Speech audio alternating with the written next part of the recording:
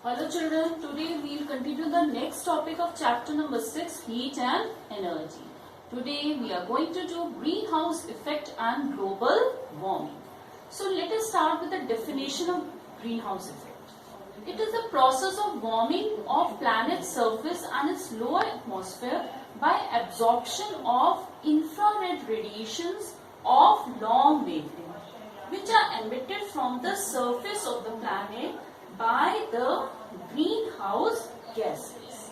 Absorption of infrared radiation by the greenhouse gases, which include water vapor, carbon dioxide, methane and chlorofluorocarbons. So, first I will explain you what happens during greenhouse effect. See children, this is the Earth's surface and above it is the Earth's atmosphere, and this is the topmost layer of Earth's atmosphere, means ionosphere, and above it you have the sun.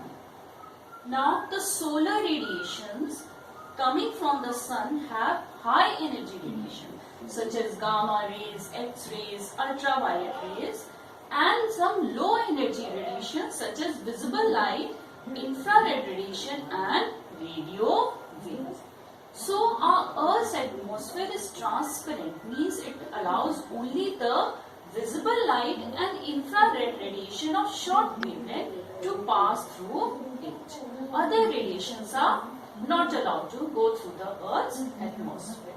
The gamma rays, X-rays, ultraviolet, they are absorbed by the ozone layer surrounding the Earth, while the infrared of long wavelength radiation and radio waves are reflected back into the space by the uppermost layer of the Earth's atmosphere, that is ionosphere, and the polar ice caps.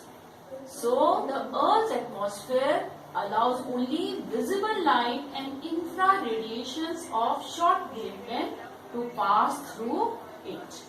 The long wavelength radiations are sent back into the space. They are not allowed to enter the Earth's atmosphere and hence the Earth's surface. So the Earth is receiving only visible light and infrared radiations of short wavelength. Now the solar radiations which travel through the atmosphere of the Earth are absorbed by the clouds and the Earth's surface and sea water, due to which the Earth's surface gets heated up. Now the Earth also radiates infrared radiations of long wavelength. Like infrared radiations were coming from sun, Earth also radiates infrared radiations. But these radiations do not pass through the Earth's atmosphere because the Earth's atmosphere is opaque to infrared radiations of long wavelength. Neither it allows the infrared radiation to enter nor it allows it to go back into the space. So they are reflected back by the clouds and are absorbed by the gases which are present above the Earth's surface. Thus the clouds and gases prevent the long wavelength infrared radiation from escaping into the space, and they keep the Earth's surface warm. So this is known as greenhouse effect. Only the infrared radiation of short wavelength can come in, as well as visible light can come in. The Earth's surface is receiving both the rays, and Earth is reflecting the infrared radiations which is stopped by the clouds. It is coming back again and it is absorbed by the greenhouse gases present in the Earth's atmosphere. Some of the greenhouse gases are carbon dioxide, methane, water vapor and chlorofluorocarbons. These gases are good absorbers of long wavelength infrared radiation. So their infrared radiation, long wavelength, are not allowed to go into the space. They come back to the Earth's surface. Now these gases actively contributed trapping the heat energy within the atmosphere.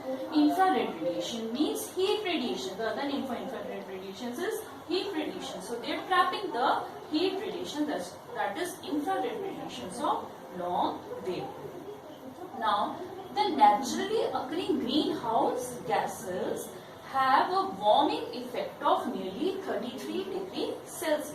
So the average temperature of the Earth's surface is approximately 15.5 degrees Celsius or 60 degrees Fahrenheit. So if these greenhouse gases were absent in the atmosphere, then what would happen? The entire heat energy radiated from the Earth's surface and objects on it would escape into the space, and then the average temperature on the Earth would have been minus 18 degrees Celsius or 0 degree Fahrenheit instead of being 15.5 degrees Celsius. On the other hand, if there is an increase in the proportion of these greenhouse gases in the atmosphere, the average temperature on the Earth will rise above 15.5 degrees Celsius. Thus, we note that a right proportion of greenhouse gases is essential for maintaining a comfortable temperature of the Earth's atmosphere. They should be right proportion. In the absence of it is also no one can survive, and if they become excess, then also what will happen? They are trapping the heat radiation. So the temperature of Earth's surface will increase to a very high limit.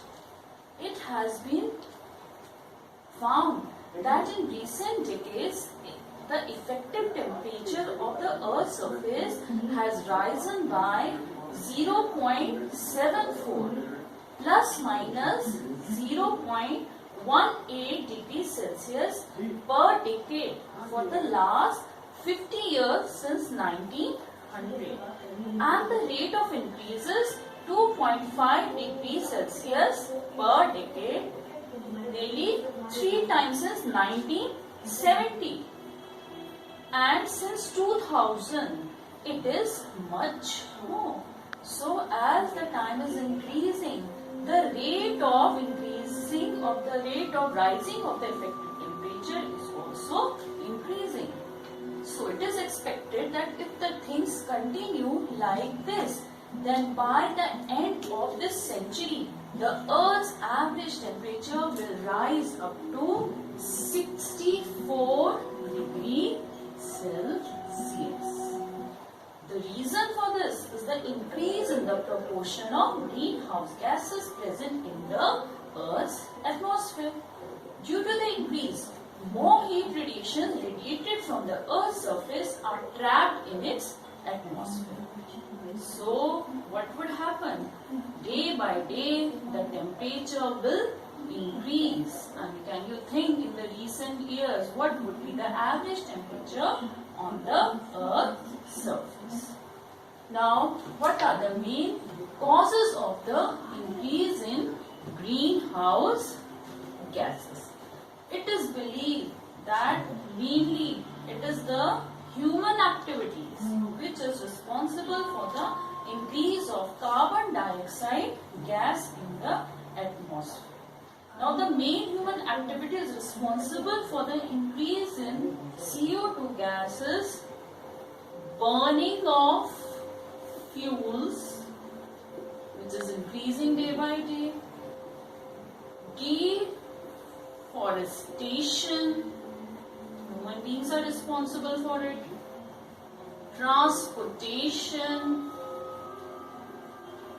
and industrial production, which is increasing day by day. Second reason, increase of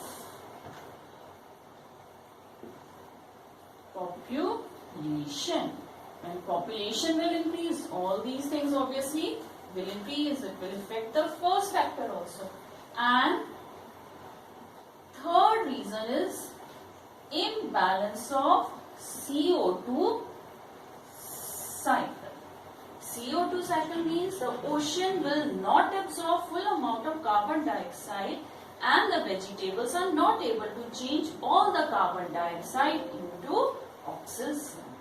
So the increase in the concentration of CO2 is due to human activities, and which is responsible for 60% increase in the greenhouse effect. apart from this, rice cultivation, animal husbandry, natural gas exploration, burning of biomass and clearing of forests, and leakage in natural gas pipeline has doubled the concentration of methane, which is also responsible for the increase in greenhouse effect. Thus, the increase in greenhouse gases in the atmosphere enhances the greenhouse effect, and this causes global